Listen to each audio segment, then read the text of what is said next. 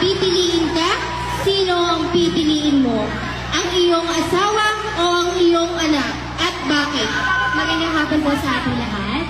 So para po sa akin, or technically, alam ko po na ang lahat ng nandirito, or karamihan ng nandirito, ang pipiliin nila ay ang kanilang mga anak. Tama po ba? Pero ako po hindi.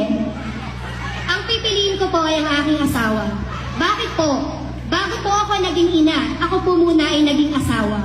At nagkaroon po ako ng mga anak dahil sa asawa ko. At darating ang panahon na ang aking pong mga anak ay hihingin nila ang kanilang kalayaan at bubuo sila ng sarili nilang pamilya. Walang maiiwan kundi ako at ang aking asawa. At sa punto po iyon, mapapatunayan ko sa aking asawa na totoo lahat ang ipinangako ko sa altar nung inasal kami. Dahil naniniwala po ako na ang pagiging ina o sa pagiging ina ko ay sapat na po ang pagmamahal, pag-aaruga at pagkalinga para po hindi